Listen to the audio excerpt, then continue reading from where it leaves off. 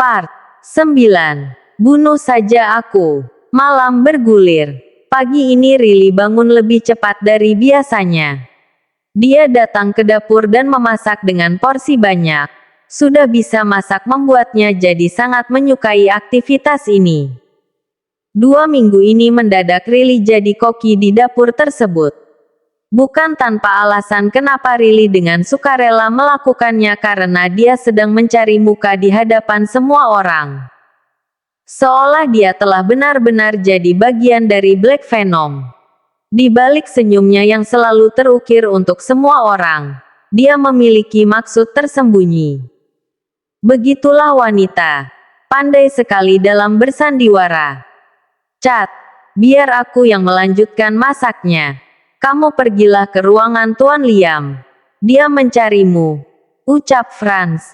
Dia tidak datang sendiri tapi juga bersama 2 orang yang lain. Keberadaan Riley di dalam markas ini sudah berhasil membuat sedikit perubahan di sana. Biasanya orang-orang akan memasak untuk dia sendiri. Tapi sekarang mulai tergerak pula untuk memasakkan yang lain tanpa merasa direpotkan. Kenapa Tuan Liam memanggilku sepagi ini? Apa aku membuat kesalahan? Apa semalam kamu menjelek-jelekkan namaku di hadapan dia? Kesal Riley pada pria itu. Astaga, pikiranmu terlalu jauh. Sudah sana pergi. Kesal Franz pula. Dia hanya menyampaikan pesan dan malah mendapatkan omelan. Pertengkaran kedua orang itu selalu terlihat lucu di mata semua orang. Sungguh, keberadaan Chatland di markas ini sudah menciptakan warna tersendiri. Ada yang berubah tapi tidak disadari oleh semua orang. Riley benar-benar bermain dengan halus. Seperti saat dia sedang berusaha mendapatkan tanda dalam dunia kerjanya selama ini sebagai wakil direktur di perusahaan keluarganya. Dan dengan menunjukkan wajahnya yang dingin, akhirnya Riley pun menjauh dari kompor, mencuci tangannya dan segera pergi untuk menemui sang bos. Cukup heran juga saat mengetahui Liam memanggilnya untuk datang ke ruang pribadi pria tersebut. Karena selama ini biasanya mereka hanya bertemu di ruang berlatih. Setelah mengetuk pintu dan mendapatkan izin masuk, akhirnya Riley pun membuka pintu itu. Dia sebenarnya merasa sangat tercengang ketika melihat isi di dalam sana. Tapi raut wajahnya tetap dia buat seperti biasa. Bagaimana tidak tercengang jika ternyata di dalam ruangan inilah Liam jadi seorang hacker untuk mendapatkan bukti kejahatan Borneo dan pasti banyak hal lainnya lagi yang Riley tidak ketahui. Banyak komputer menyala menunjukkan CCTV dan pergerakan grafik yang entah artinya apa. Semua teknologi ini belum pernah Riley lihat sebelumnya. Selamat pagi, sapa Riley. Dia menundukkan kepalanya memberi hormat. Masih berdiri di depan meja kerja Liam. Pria itu pun duduk di kursi kerjanya dengan tatapan yang tajam. Tatapan yang seperti biasanya. Aku punya tugas baru untukmu. Tugas utama yang menjadi alasan kenapa aku membelimu untuk jadi bagian dari Black Venom. Terang Liam tanpa basa-basi. Tiap kalimat yang keluar dari mulut pria tersebut selalu berhasil membuat jantung Riley berdetak lebih cepat. Karena dari mulut pria itulah nasib Riley seperti ditentukan. Dekati Zeon dan jadilah wanita simpanannya. Lalu curi semua data milik pria itu.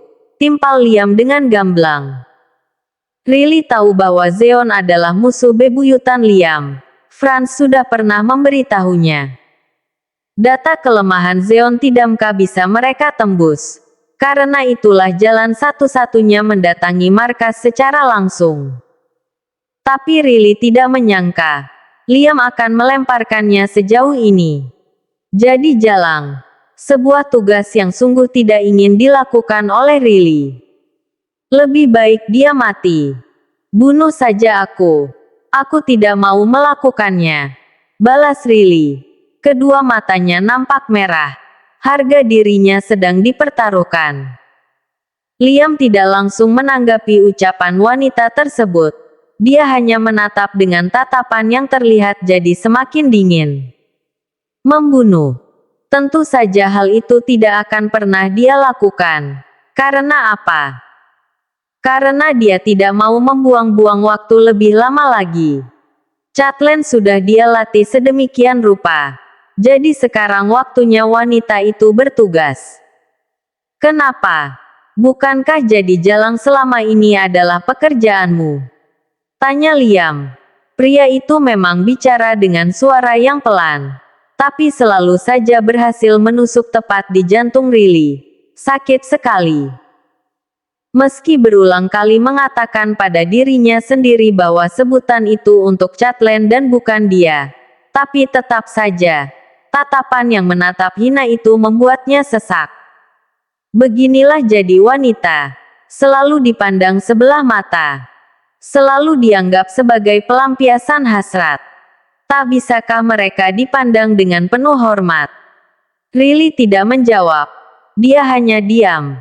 Dia hanya akan mengatakan satu kali saja keinginannya. Dia tidak ingin menjalankan tugas itu dan lebih baik mati. Diamnya Catelyn itu membuat Liam membuang nafasnya kasar. Harusnya ini jadi titahnya, bukan sebuah kesepakatan. Kamu tidak ingin tidur dengannya? Tanya Liam. Sebuah pertanyaan yang membuat Riley mengepalkan kedua tangan. Sementara Liam malah tersenyum miring. Dia bangkit dari duduknya dan berjalan mendekati Catelyn, sampai berdiri tepat di hadapan wanita itu. Berhenti menggunakan perasaanmu dan gunakanlah otak, ucap Liam. Suaranya begitu menekan. Kamu bisa menjadi simpanannya tanpa disentuh oleh pria itu. Puaskan menggunakan hipnotis. Terang Liam lagi. Sebuah penjelasan yang membuat tatapan tajam Riley berlahan surut.